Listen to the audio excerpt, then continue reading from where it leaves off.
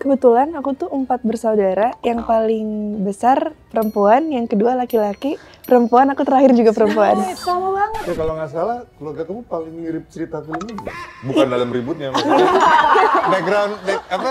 Itu kayak ibu in the real life. Christine Hakim ternyata. Hilil, ada yang terang tapi bukan lampu. Ada yang merah tapi bukan api. Itu loh, tombol subscribe. Buruan ya, subscribe YouTube channel Cinema 21 sekarang juga.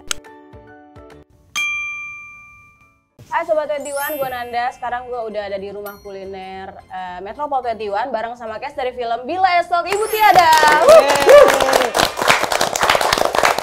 Rame banget. Rame, pagi-pagi. Rame banget Bu. Apa kabar Ibu dan Alhamdulillah teman-teman ya? baik, sehat. Baik ya. Alhamdulillah, gini-gini Puji aja. syukur. Gini-gini aja. Gini-gini aja tuh gimana? Stabil, Oh, gini-gini aja, stabil. gitu, stabil. Iya, iya. Gimana kalau Manda sama Yasmin kabarnya? Alhamdulillah, puji Tuhan baik. Iya. Tambah cantik, Tambah cantik. cantik-cantik. Anak-anak ibu tambah ganteng, tambah cantik. Ibunya tambah menorong. Gitu. Enggak dong. Ya, Bu, makin cantik kok Bu. Hah? Makin cantik. Nggak apa-apa, cantik juga. Justru makin jelek, ibu makin. Pertama pertanyaan ke Ibu dulu. Gimana rasanya akhirnya Ibu kalau jawab nanti nggak suka lupa. Nggak apa-apa Bu, Nggak mau nanya bagus. ke anak-anaknya dulu, nanti waktunya habis. Nggak apa-apa. Gak apa-apa. Nanti kita ingetin ada Nanti colek-colek. Iya. ada timekeeper, ada Ganti timekeeper. Reza Radian lu. Habis gitu. Gimana akhirnya setelah 30 tahun akhirnya ketemu lagi sama Pak Sama Slamet Rajo. sebagai pasangan. 30 tahun lebih lah, Iya. 30 tahun. Hampir 40 tahun malah Ibu. Ya shootnya Adin Tahun kan 85, Iya. selesai 88. Ibu udah 37. 37 tahun. Iya. 38. Ya, makanya ibu percaya sekali, ini film kan kita udah selesai ya, tapi kita sepertinya masih sebuah keluarga yang harmonis ya. Walaupun di belakang itu berantem semua anak-anaknya gitu ya. Rasa itu sih nggak hilang gitu ya di dalam, karena chemistry-nya sudah terbangun. Jadi begitu juga, apalagi ibu yang sama Mas Slamet itu dari film, dari pertama kali ibu main sampai akhirnya juga kemudian sebagai partner main, terus kemudian juga Mas Slamet menjadi director ibu juga. Oke. Gitu. Menjadi mentor, menjadi guru dan segalanya gitu ya. Jadi ya chemistry-nya sudah amat sangat terbangun. Ternyata ya itu silaturahmi batin itu kalau memang terjaga ya nggak seperti memulai dari baru awal. gitu ya. Bahkan kan dipanggilnya Pak D ya kalau Slamet itu. Pak D, ini akan gini langsung Pak D juga langsung nyambung, terus punya ide ya itu. Spoiler.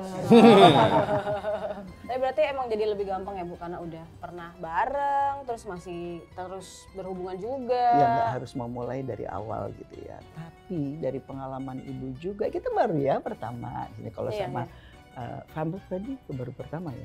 Nah, tapi kalau sama Asti kan udah di Kartini udah ketemu gitu ya. Tapi kalau sama Amanda betul-betul baru ketemu, sama Yasmin juga, sama Freddy masih sering ketemu gitu ya. Ternyata ya kalau orang pernah, wah acting tuh bukannya pura-pura. Kalau yang pura-pura tuh ibu ingat sekali almarhum Teguh Karya mengatakan bahwa itu pretending. Pretend to become someone gitu ya. Tapi kalau justru acting itu menurut ibu memerlukan, makanya kemarin ibu ngerti sekali ya diprotes gitu ya. Kita tiba-tiba suruh beralih peran gitu ya, protes, dan it's very good. Karena memang tidak semudah itu ya, memerlukan kejujuran gitu dengan apa yang kita rasakan gitu ya. Pasti itu akan memberikan transformasi yang besar dan kuat kepada penonton yang untuk betul-betul yakin dengan kita believable. That's right. Iya betul itu sih. It takes a village untuk bisa begitu. Betul. Kami tidak bisa kerja sendiri. Gitu. Itu Cutnya Din prosesnya 3 tahun, pembuatannya 3 tahun. Ibu perlu 3 tahun lagi untuk lepas bicara Cutnya Din tidak nangis. Penting sekali buat seorang pemain tuh punya personality yang kuat, tahu dari dirinya dari ujung kaki sampai ujung rambut gitu ya, supaya nggak twist nantinya gitu. Nggak sinting, nggak bunuh diri. Banyak kalau di luar-luar itu kan. Apalagi kalau karakter udah berat banget ya, kayak beda banget sama aslinya gitu ya. Nah ini aja kan juga ditanya berapa kali sih jadi anak, ya kan? Pasti udah gitu.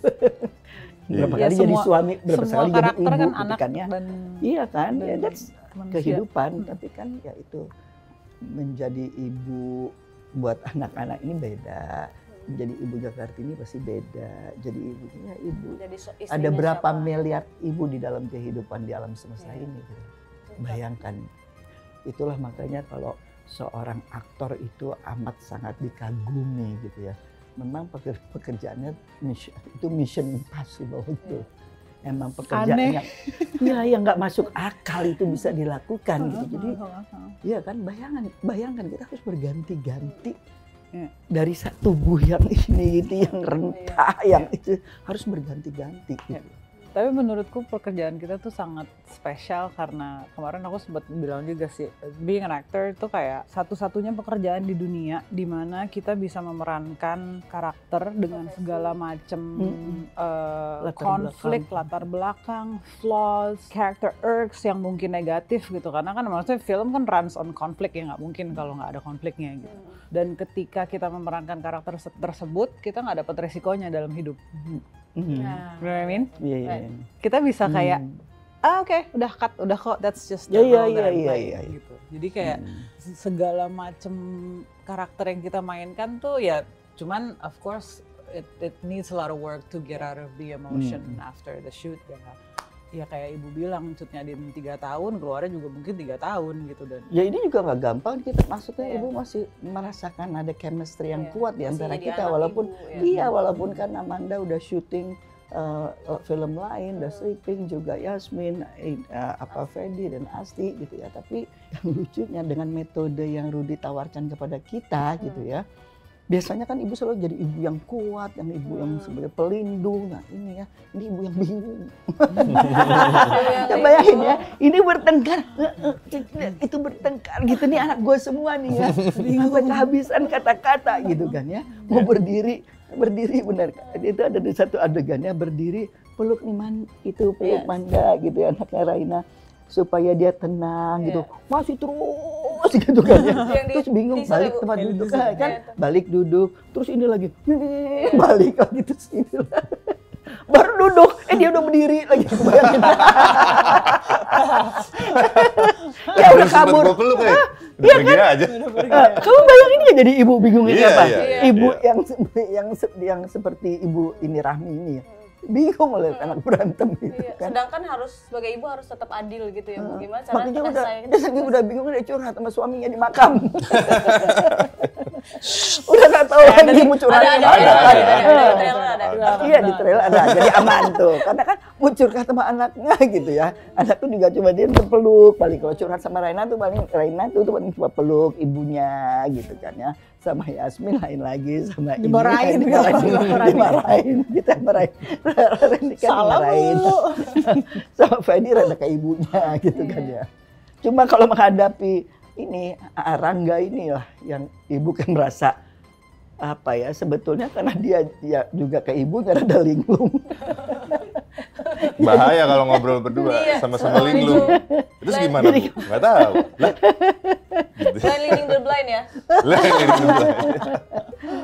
Oke. Nah kalau ngomongin karakter, sebenarnya kan dari trailer pun udah kelihatan ya, maksudnya perbedaan karakter masing-masing di film ini, kompleksitas karakternya masing-masing. Boleh ceritain nggak sih kalian gimana? Apa sih yang unik dari karakter kalian masing-masing? Terus approach-nya gimana? Sebenarnya kalau misalkan karakter yang aku peranin sama kita ini sama-sama punya karakter yang emang ada di dunia entertain gitu. Si Rania itu lagi merintis untuk menjadi artis tapi masih skuter nih. Gitu. Saya berarti kurang terkenal. Iya. Takut nggak tahu orang. Jadi dia mencoba untuk kayak apa ya, ngasih tahu ke kakaknya, terutama untuk kakak yang pertama kalau misalkan gue tuh juga bisa. Tapi kenapa sih gue tuh nggak pernah dianggap sih? Kalau gue bisa. Kalau gue tuh bisa. Apa karena gue anak yang di tengah? Karena kalian lebih memperhatikan yang paling kecil. Terus dia ngerasa biasanya terjepit gitu. Iya, dan aku ngerasa terjepit karena kalau misalkan ada kakak cowok, cuma ya dia udah punya keluarga, jadi dia kayak udah keluar dari rumah itu loh, karena dia sudah mempunyai rumah dia sendiri. Nah ini kita tinggal kita bertiga nih yang masih single, perempuan juga, mencoba aku membuktikan kalau aku juga bisa, tapi nggak pernah dianggap, selalu diremehkan, karena dia ngeliat ya lu juga syutingnya juga baru syuting gitu, yang kayak gitu aja gitu loh, bukan sesuatu hal goals yang besar. Dari situ aku kayak ngerasa kok gue punya rumah tapi kenapa gue tidak pernah merasakan sebuah rumah ya. Mencoba untuk keluar dari sana, mencoba untuk mencari rumahnya tersebut. Cuma ada kesalahan dari Rania ini, mungkin ya dia dipertemukan sama orang yang salah aja gitu. Dia mempertemukan rumah yang salah, jadi akhirnya dia keluar dari jalur lah. Oh. Kalau jalurnya kemana harus ditonton ya berarti? Ya lo kan tonton, jadi sebenarnya apa? Jalur mana yang dipilih nih? Manggarai. Gambir, Manggarai. Kalau Yasmin gimana? Yasmin di sini berperan sebagai Hening. Hening itu dari looknya emo, ya. Dark, cuek, tapi sebenarnya hatinya lembut banget. Kayaknya justru paling soft hatinya. Hening itu tahu bahwa kakak-kakaknya nggak punya waktu buat mamahnya, jadi dia yang selalu berada di rumah, sacrifice waktu di luarnya untuk nemenin mamahnya, walau kadang tetap pengen rebel ya, tetap pengen jalan-jalan. Dan Hening itu tipe orang yang nggak bisa menyuarakan perasaannya, karena Hening itu sebenarnya paling dekat sama ayahnya yang udah nggak ada, gitu. Gak bisa suarakan karena kakaknya ganas-ganas semua ya. Kakaknya ganas-ganas. Takut ya, udah pressure ya mau curhat? Iya, pressure nih. Kamu berarti bungsu ya? Bungsu, paling kecil. Oke, kalau ibu gimana bu? Karakternya? Udah ibu tadi, ya panjang ini lagi tuh. Ntar gak kebagian. Gak mau. Oke, Kak Fedi dulu deh. Oke, kalau kompleksnya karakter Rangga ini buat gue pribadi yang meranin, dia anak kedua dari 4 bersaudara, laki satu-satunya. Itu agak jauh dari gue karena gue anak ketiga dari 3 bersaudara, cowok semua. Gue sebenarnya malah lebih bisa ngebayangin atau ngerasain karakter Hening.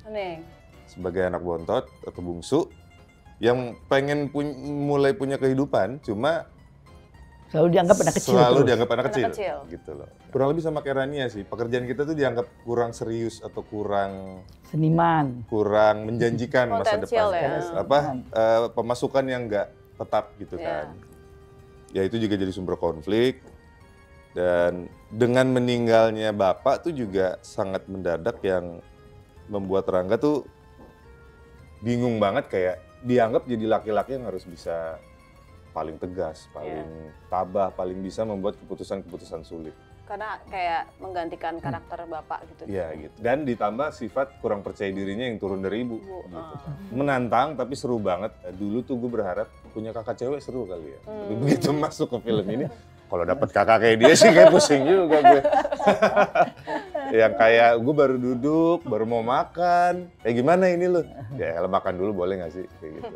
Jadi justru jarak yang gue punya antara gue dan Rangga itu sangat membantu dalam acting untuk muncul kelinglungannya itu. Nih gimana ya gue sebagai anak kedua, laki satu-satunya, tapi gue juga ada istri. Emang bingung beneran. Jadi bingung beneran. Oke. Kalau Kak Asi gimana Kak? Ranika itu adalah salah satu personifikasi perempuan Indonesia yang ada di demografi khusus yang cukup spesifik gitu di Jakarta Selatan, Jakarta Pusat gitu kali ya. Contoh konkret dari seorang perempuan yang kuat itu kuat karena dia harus kuat. Nggak ada pilihan lain. Ada sesuatu yang terjadi di hidupnya dia yang tiba-tiba dia jadi wirednya tuh beda gitu. Purpose-nya dia dalam hidup hanya ibu aja, sudah satu. Dia nggak punya purpose. Gue pengen mimpi punya ini, gue pengen mimpi punya itu. It sort of happens aja gitu buat dia gitu. Pekerjaannya adalah seorang AE di agensi ternama yang akhirnya dia keluar dari agensi itu lalu membuat agensi butik sendiri gitu dengan sahabatnya. Bukan sahabatnya sih, temennya itu juga temennya yang diperankan oleh Nico Oliver. Dia juga bukan tempat curhat, lebih ke oh gue tahu problematika keluarga lo karena lo apa-apa ibu atau apa-apa adek gue gini, adek gue gitu, adek gue minta ini, adek gue minta itu, jadi gue harus selesaiin kerjaan gue pulang gitu, selalu gitu. Dan dia punya kebiasaan tidak nyeritain apa yang dia rasakan atau problemnya dia ke mana-mana, tapi keluarnya marah-marah. Oke, outputnya jadi marah-marah. Outputnya jadi marah-marah gitu. Ranika berumur 42 tahun, dia belum menikah, terakhir punya pacar mungkin nggak tahu kapan gitu. She's very afraid of intimacy, bahkan ke adik-adik dan ke keluarganya sendiri gitu. Jadi ketika itu kayak ibu in the real life. Christine Hakim ternyata. Nikahnya baru 42 tahun. Hah, really? Kalau film Ibu, oh ya? tahu. Oh, iya, aku nikahnya juga 36 kan. Anyways, jadi sebenarnya ya itu tadi, menarik memerankan Ranika karena layer yang kita bisa kupas satu-satu gitu. Dari cara dia bereaksi terhadap adik-adiknya, dari caranya dia memilih untuk menghakimi Rangga dan Rania yang sebetulnya sedikit banyak dunianya itu sebenarnya sama gitu. It's entertainment as well. Dia malah justru lebih dunia entertainment karena dia menjual marketing dan produknya lebih apa namanya, lebih komersial kan sebetulnya gitu. Jadi sebenarnya nggak ada alasan untuk being negatif atau judgy apalagi Rania. Kalau Rangga musik kan sebetulnya masih ya bisa collab, tapi ya gimana kalau iklan sama film atau industri TV kan dekat sekali gitu. Jadi ada sesuatu di Ranika yang harus diselesaikan dengan dirinya dia sendiri, yang memang harus ditonton aja sih filmnya. Nggak, pada dasarnya Ranika tuh kayak yang template video tektok gitu loh. Apa itu independent woman? Capek ya Allah, gue mau diurusin. Pengen disayang. Gitu, urusan beli galon sama capek aqua gitu. aja, beli galon sama gas aja, akhirnya gue juga gitu. Tipe-tipe yang kebayang gak sih jadi anak sulung yang, Dek, jangan lupa ya gas sama galon udah habis gitu. Terus tiba-tiba, Mbak ini nanti galonnya gini harus, ada lagi ya. Jadi invisible labor-nya dia tuh besar sekali gitu, dan kebanyakan kan invisible labor tuh tidak dilihat sama siapapun kan. Jadi dia tulang punggung keluarga secara financial, invisible labor-nya dia tinggi, kerjaannya dia di kantor juga besar tanggung jawabnya. Tapi itu semua tanggung jawab pilihan dia. Kesalahannya adalah kenapa lo yang milih, kenapa lo yang jadi marah-marah ke dunia gitu. Apa dah gitu. Kayak banyak yang relate ya nanti sama karakter Ranika ini ya. Terutama perempuan Indonesia kan. Dan soalnya ada kompleksitas juga ketika dia dilahirkan di keluarga yang masih menganut sedikit banyak paham-paham patriarki yang ya laki-laki tuh harus kuat, tapi kok gua yang harus kuat, kenapa bukan dia gitu. Kan ada anak lakinya gitu, tapi bapaknya selalu bilang, tapi kamu anak pertama, kamu harus ini, kamu harus itu, kamu harus ini gitu. Jadi memang ditelennya tuh wejangan bapaknya tuh mentah-mentah, tidak di apa ya? Diproses dulu lah. Iya. Gitu. Oke. Nah, kalau ngomongin karakter tadi, gimana pengaruh kalian di real life ya? Maksudnya antara latar belakang lah keluarga, maksudnya kayak apakah anak pertama terus akhirnya mainin anak kedua, pengaruh itu terhadap karakter kalian yang kalian mainin gitu? Kebetulan aku tuh 4 bersaudara, yang paling besar perempuan, yang kedua laki-laki, perempuan, aku terakhir juga perempuan. Sama banget. Jadi Ya kalau nggak salah, keluarga kamu paling mirip cerita film ini kan ya? Bukan dalam ributnya maksudnya. Background, jarak umur gitu-gitu kan? Iya, jarak umurnya juga emang yang pertama sama yang kedua tuh jauh sama yang ketiga dan keempat. Iya. Jadi aku ngerti banget sih rasanya kayak selalu dijadiin kayak si bayi. Yang emang mau sekarang udah segede apapun juga tetap akan jadi bayi keluarga. Yang bukan dilihat nggak bisa ngapa-ngapain sih, tapi ya gimana ya? Imut terus. Kayak opinionnya tuh bakal paling terakhir ditanyakan lah gitu. Karena si paling kecil. Kecilnya itu nempel terus kan. Sugestinya adalah kecil berarti belum bisa ngapa-ngapain gitu. Lebih kepada kayak, aduh, ayo dong ada yang curhat juga sama aku gitu. Aku juga udah gede kok gitu ya. Kayak dengerin gitu. Kayak aku udah capable loh, kamu nggak mau lean on me ya gitu. Iya kayak gitu. Yang berat-berat juga kasih aku dong gitu. Pengen ngerasain gitu ya. Pengen ngerasain. Ntar nyesel lagi begitu dikasih yang berat. Salah. Gak jadi deh, udah. Gak jadi deh. Trial dulu. Kalau Manda gimana? Aku anak yang paling kecil dari 2 bersaudara dan sekarang aku jadi anak yang ketiga dan aku punya kakak cowok. Terus abis itu punya adik juga cewek, jadi aku bingung sendiri sebenarnya. Gimana sih rasanya jadi anak yang ketiga tuh? Aku anak yang middle atau bukan sih nih? 3 nih apa ya gitu loh. Jadi antara ada dan nggak ada. Kalau ada ya udah, kalau nggak ada juga nggak dicari. Buat aku tuh gitu. Paling kayak akhirnya ini si anak ketiga mana ya? Paling cuma kayak gitu baru nggak, tapi terakhir kok dia nggak datang gitu loh. di film ini ceritanya. Ya menurut aku sih kayak gitu. Kayak kucing ya. Iya, Dianggap mandiri gitu ya. antara ada nggak ada juga kayak nggak peduli It's banget. okay, kita lepas, dia akan Ya itu jalan kayak gitu. gue in real life. Aku in real life gitu. Karena aku anak ketiga dari 4 bersaudara, perempuan laki-laki. Jadi kalau menurut budaya Jawa tuh dua-duanya apit-apit gitu, yang sebetulnya harus diruat 2 kali.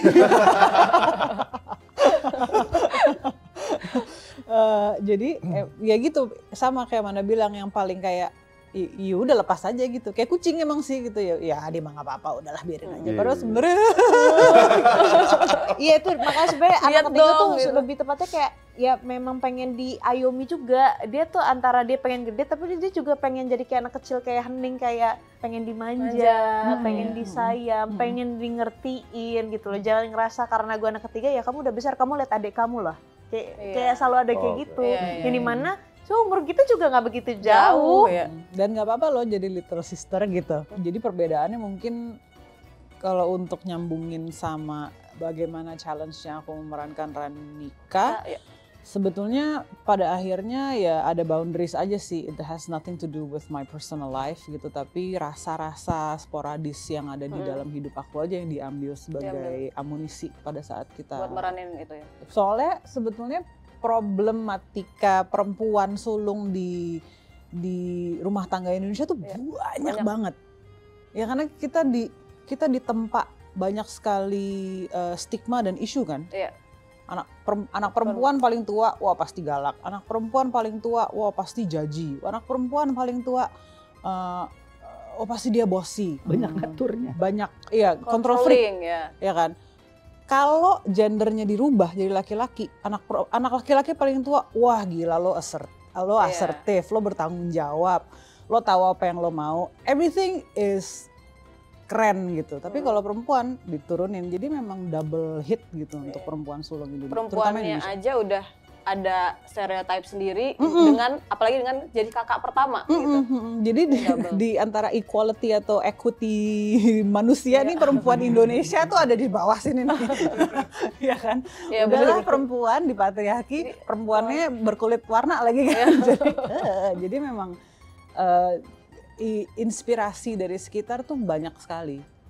Gitu, dan maksudnya we're actors, we have to just imagine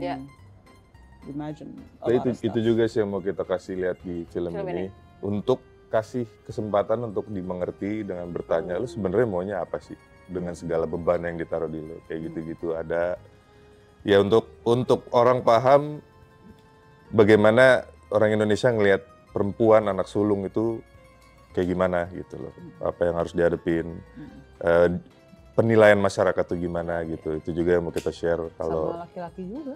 Sama laki-laki juga gitu. Sama laki-laki juga. Mendadak di keluarga Indonesia tuh kan kalau yang paling tua, ini yang paling tua laki-laki atau paling tua perempuan? Hah, maksudnya padahal kan sulung ya sulung aja sulung gitu aja, kan. iya.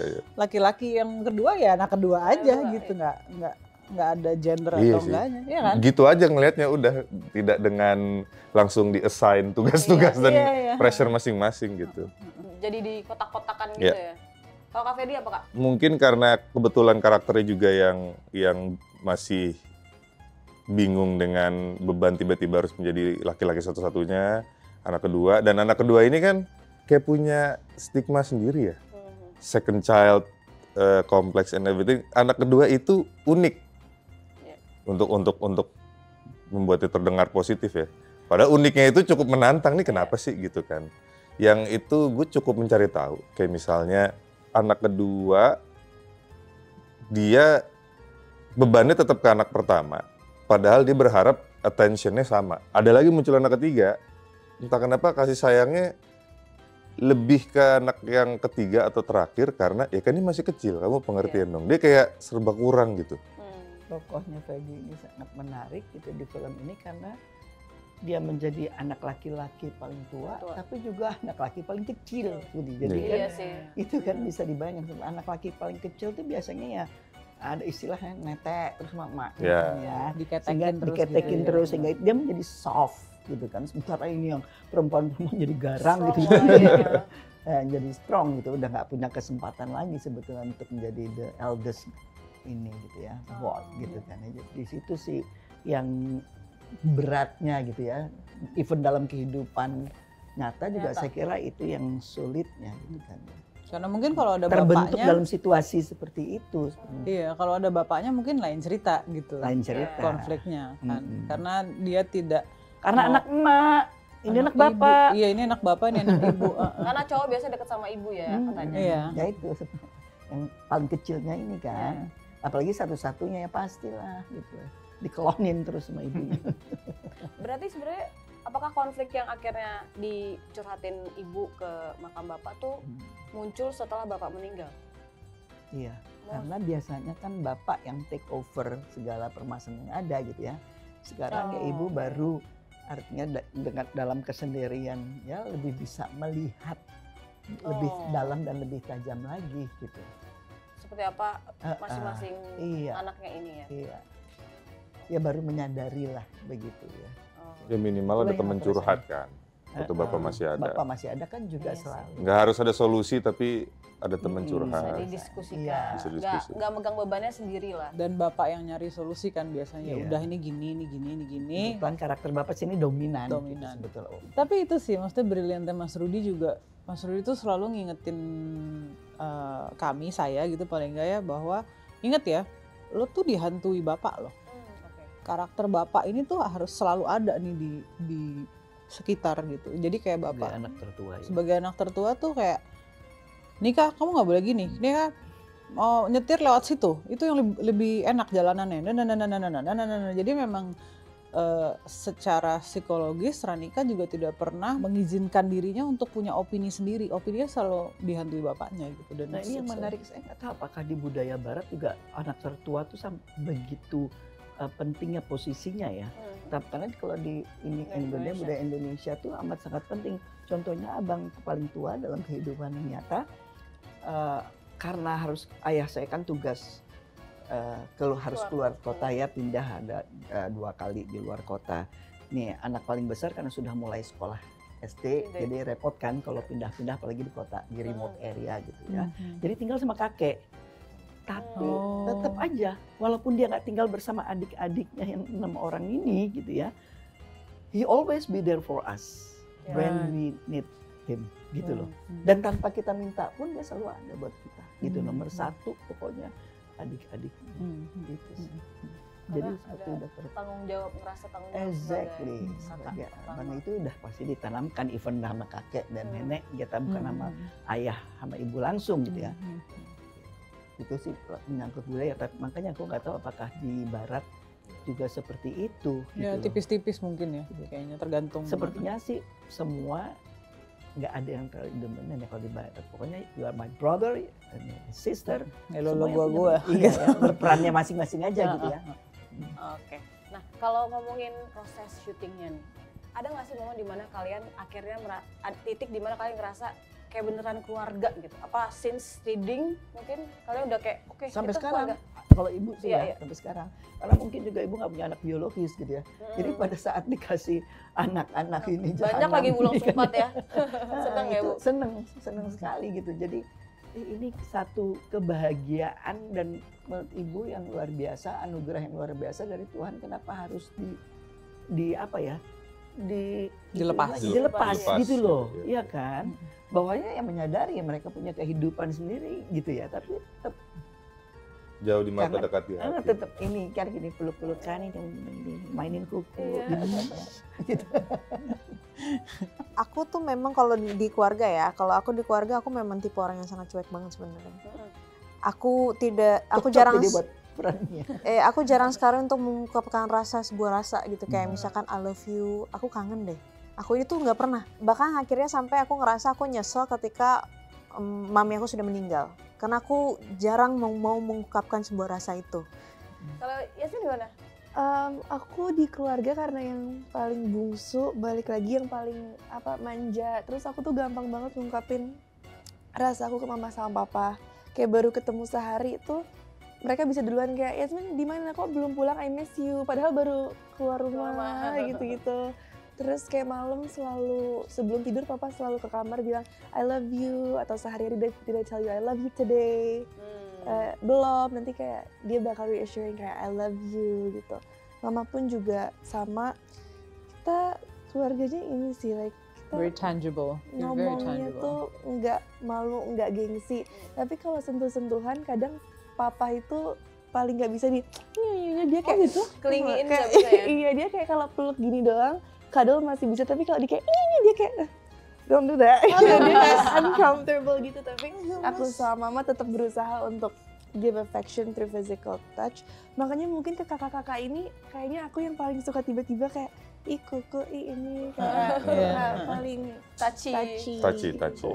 Jadi kayak kamu udah kamu anggap beneran kakak kamu Iya, banget gitu kan. Karena aku orangnya juga kayak pengen kayak peluk gitu, suka aja sih. Apa kayak I feel physical touch tuh warm, hangat. Sama pacar juga gitu nggak? Iya. Pacar mah sampai dijambak-jambak itu. Jangan dipancing Bu, jangan dipancing ya Bu ya. Jadi malu. Kak Asti gimana Kak? Sebenarnya kalau menurut aku, I'm gonna leave it to the audience to pick a moment for us. Okay. Karena maksudnya kita kan kami berproses, kami disemedikan dulu gitu karakternya, lalu akhirnya kami dapat bermain gitu, dan Mas Rudy di sini memang memberikan ruang dan energinya serta kepercayaannya terhadap aktor-aktornya untuk main gitu. Jadi ketika kami punya sandbox kayak gitu tuh, it's a big privilege gitu, dipercaya oleh sutradaranya sebesar itu. So I think I'm gonna leave it to the audience to pick a moment. PR. Dikasih PR. Dikasih PR. Gue udah bayar, kasih PR. Pada bawa buku nih nonton film besok Ibu Tiada. Catat. Kalau Fedi gimana? Kalau aku sih adegan klimaks di film ini yang berasa keluarganya itu, jadi adegan itu emosinya udah yang klimaks ya. Dan itu sulit sekali memuaskan Mas Rudy adegan itu. Oke. Gak happy dia. Cut, belum lah gitu kan. Waduh. Ya kita akhirnya mulai, gimana lagi ya, kita ngapain ya? Jangan dikasih tahu lah. Ini Tapi adegan. kita tuh juga belum nonton adegan itu jadi Yes, gimana ya. loh. Jadi hasilnya ya? Tapi kalau intinya berhubungan dengan pertanyaan tadi, jadi justru adegan klimaks di mana tiap karakter kita emosinya lagi di puncaknya, dan Mas Rudy sulit sekali dipuaskan adegan itu, di balik layarnya tuh mau take 2 ketiga itu kita akhirnya ngumpul nih, kita gimana ya? Dia belum, Pak Mas Rudy belum happy nih, apa kira-kira yang mesti kita lakuin? Karena memang shotnya panjang dan emosinya udah tinggi. Dan metodenya Mas Rudy itu juga unik, itu kayak one shot kayak film dokumenter, ngikut terus. Jadi kalau salah, ulangnya dari ujung lagi. Nah di situ aku ngerasa kita benar-benar as a family itu kerjasamanya sih untuk mencari cara bagaimana membuat adegan ini sebagus, senatural, dan memuaskan Pak Sutradara. Sampai akhirnya good! Next, nah itu baru waduh gitu kan. Lega gitu. Sama juga Gitu harus ya. saling menjaga sih. Maksudnya kita tahu kita harus ke tempat yang nggak enak terus kan. Iya. Berulang-ulang. Terutama Rania sama Hening gitu yang they are left to their own devices gitu mendadak. Jadi begitu cut, just making sure that you're okay, making sure that you're okay, making sure that he's okay, making sure that I'm okay gitu. Jadi memang bagaimana kita saling menjaga in a film set is a family anyways. Dan jebakan aktor kan waktu acting kita berasa nih di dada nih real nih, ini emosi beneran nih, air mata beneran. Tapi di monitor tuh bisa beda banget dan kelihatan nggak bagus di mata gue. Dan kita harus percaya kan sama director yang ngeliat di sini. Willy ini dada gue udah mau meledak nih. Ya belum. Oke. Ya di saat kita mau Jangan kamera lo yang salah gitu. gue ngeles banget. Nggak ke-record. Krunya nih jelek, ganti semua. Diva banget ya. Karena framing itu kan juga sangat Iya, menentukan, framing itu kan? penting. Kita harus sadar. Blocking Jadi, gitu ya. nah itu yang jebakan itu kan, yang kita pikir nih udah all out, udah natural, tapi di monitor enggak, I don't see it gitu. Nah di saat kita mau take berikutnya, kita diskusi itu, di situ sih berasa kayak family-nya gitu. Dan sebenarnya kekeluargaannya sih tidak berhenti di aktornya kalau menurutku, karena it takes a village to make a film to begin with. Sementara ini tuh semuanya harus siap kan. Semua departemen tuh nggak ada yang nggak siap gitu. Nggak boleh ngelamun. Apalagi kameramen gitu. Adit, our DP, he's very young tapi dia benar-benar sangat passionate dan dia tuh suka touch base sama aktornya gitu. nanti waktu lo ngomong gini lo akan ada di mana ya? Oke, gue akan ngikutin lo ya. Jadi kita memang kerjasamanya bener-bener kekeluargaannya tinggi. Gak cuman sama cast lain tapi krunya juga. Nah tadi kan udah sempet disinggung juga sama Kak Asti sama Kak Fedi. Dan aku juga sempet kayak datang ke showcase pas di Plaza Indonesia.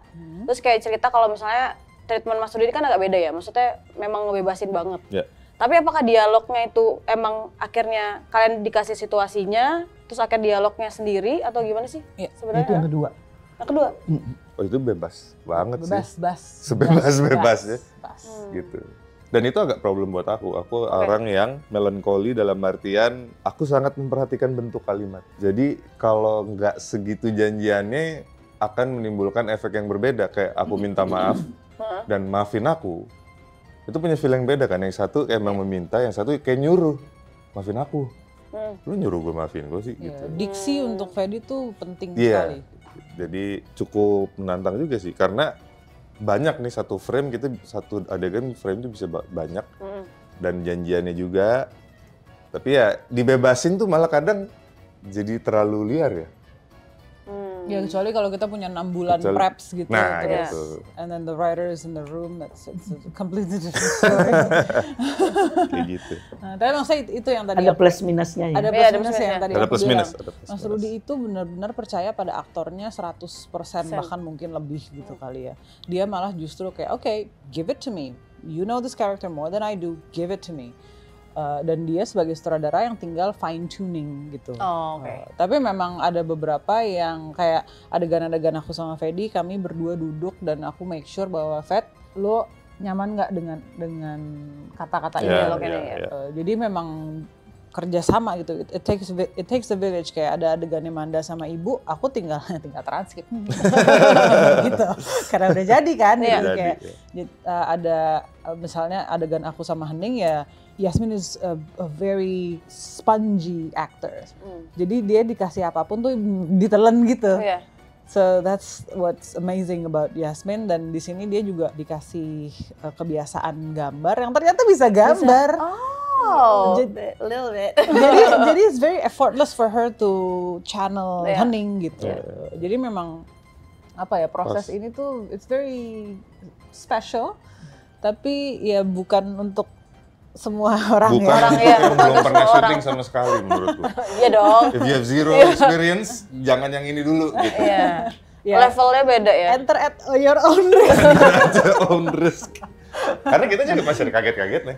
Hah? Gitu-gitu. Dan ini justru merangsang atau melatih kreativitas kita dan juga spontanitas kita. Sebagai aktor ya Bu ya, jadi kayak situasinya kayak gini, terus gimana reaksi kalian sebagai karakter yang kalian masukin gitu ya. Karena asik banget tuh, aku kirim ke ibu, Bu nih adegan kita ya, terus nanti ibu cara terus tiba-tiba udah jadi I've never thought of it this way gitu. Ternyata ada sesuatu yang ibu berikan yang bahkan us the writers we don't know. Kita nggak pernah oh iya ya, ini yang aktornya bisa beri gitu. Jadi cinema is basically the biggest collaboration. Sebuah penghargaan sih buat aktor-aktor ya, dengan cara ini seperti ini ya.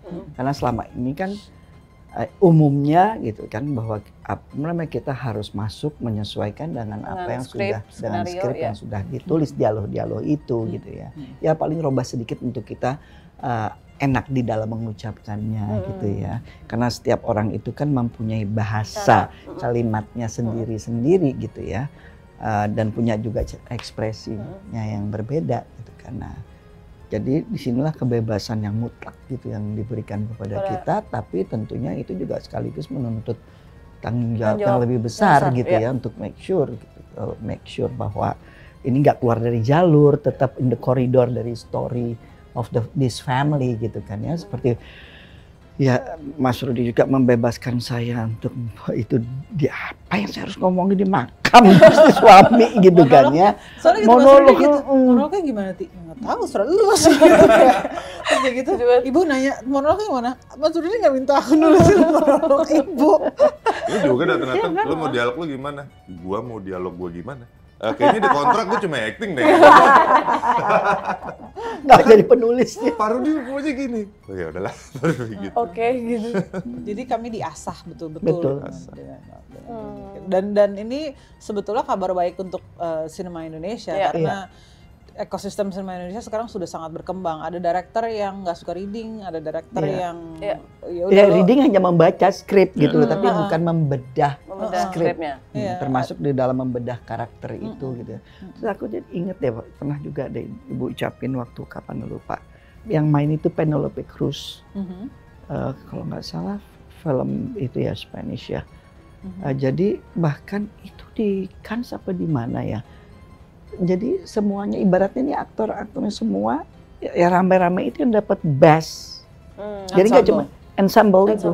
Jadi bukan cuma satu best aktrisnya atau nggak semuanya tuh. Jadi dapat best ensemble itu dan itu ya came up to the stage gitu. Karena kerjasamanya itu. Betul. Jadi nggak bisa ini akan diklaim ini karena Ferdi Nur atau Ibu atau Asti atau Anda sama Yasmin gitu yang hebat gitu ya. Enggak ada, kita emang ini kolaboratif satu. Ya? Iya, kolaboratif. Sebenarnya sedikit banyak proses ini kayak proses series sih gitu. Kayak series tuh kalau kita lihat kreditnya di yang Hollywood atau yang di global series gitu biasanya season kesekian aktornya yang jadi showrunner.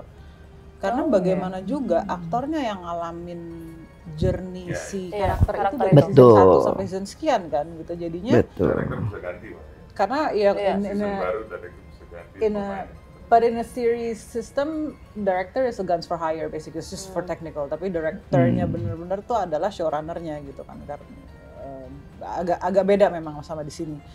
Tapi gitu juga, when I was in a series juga gitu. Alright, this is your set, my camera is gonna be here. Lo cuman nggak boleh main ke arah sana karena ada bocor. Give it to me.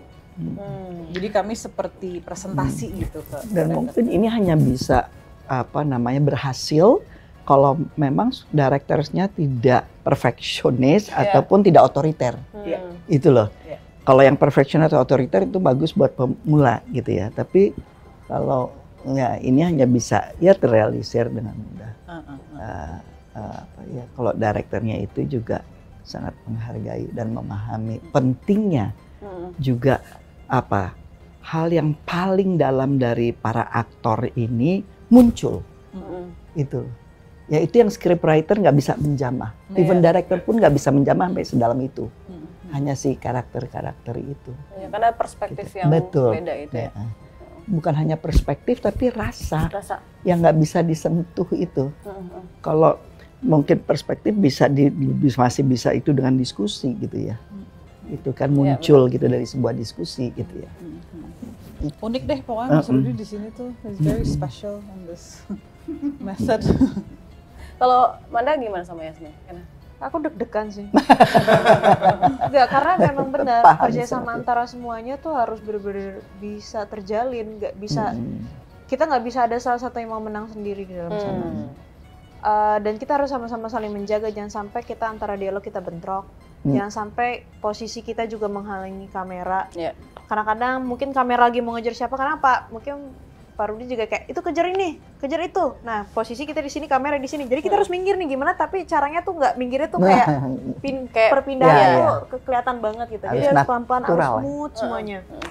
Jadi itu yang memang harus benar-benar dipikirin banget gitu. Emosinya juga harus tetap terjaga kan. Mungkin ada yang kayak ada yang ngerasa kameranya lagi kemana, yaudah dia mencoba untuk relax lagi. Mungkin karena capek emosinya itu nggak bisa. Karena tiba-tiba kamera bisa ngepen aja tanpa sepengetahuan kita gitu loh. Jadi kayak harus ready, kalau udah di situ harus ready untuk berakting aja. Ya udah, gitu ya. Ya memang di rumah itu udah jadi kayak rumah kita aja. Apa yang terjadi di sana ya udah. Kita tinggal lakuin. Dan untungnya di syuting ini kayak jujur aku dipertemukan sama memang aktor sama aktris yang sangat-sangat hebat dan aku sangat belajar banyak hal juga. Jadi ya semuanya jadinya berjalan dengan lancar sih. Alhamdulillah. Pengen retweet Amanda. Sama banget. Lebih tepatnya kamu udah capek. Yasmin senang banget bisa kerjasama bareng Mas Rudi. Benar kata Amanda tadi, di sini itu aku kebanyakan deg-degannya. Sama there's one scene di mana ya emang seluruh scene di film ini satu shot, tapi ada satu scene di mana satu shot terus itu involved emotionnya di sini tuh lumayan tinggi dan ruangnya sangat amat sempit. Terus ya itu kalau kita salah gerak atau mungkin ada tabrakan sedikit sama kamera atau apapun tuh harus ulang dari awal. Itu memorable banget buat aku sih. Itu that scene stressed me Itu out. yang aku suruh dorong aja kameranya nggak sih? Iya, betul. Oh iya. Terus Mas Fedi akhirnya nyuruh kayak udah nggak apa-apa, nggak ada ruang soalnya, jadi nggak apa-apa udah senggol dikit aja. Jadi kayak ya soalnya aku lihat dia tuh mau melakukan sesuatu, tapi karena ruangan sempit terhalang kan aku notice gitu. Udah yang itu giniin aja. Tapi ternyata malah works ya gitu ya. Yang kayaknya mungkin dilihat buset lu main geser-geser kamera aja. Cuma saking gitunya ya. Tapi mungkin ya seperti tadi aku bilang di live di setnya mungkin gimana, tapi di monitor tuh bisa terlihat beda lagi kan. Dan mungkin buat Mas Rudi it's fine. Jadi ya oke lah. Karena kasihan gitu deh kayak mau lewat mana ya. Tapi memang DP kami constantly memang harus jadi pemain juga gitu. Iya sih. Adit tuh kalau nggak jadi pemain juga Iya mereka bisa kacau. Bisa kacau. Tapi ada nggak sih momen dimana ketika kalian misalnya kayak Yasmin bereaksi, berdialog gitu, terus akhirnya Kak Fedi atau Kak Asti merespon tapi tidak sesuai ekspektasi itunya, pernah nggak sih? Kayak banyak. Ada itu sering banget itu. Banyak. Terus akhirnya mengulang. Enggak ya dia respon aja. Oh, oke.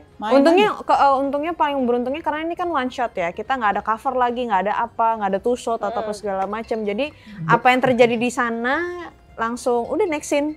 Jadi kita nggak perlu harus kayak tadi gue ngomong apa ya, ya gitu. Oh oke. Jadi malah enak juga ya nggak harus. Iya.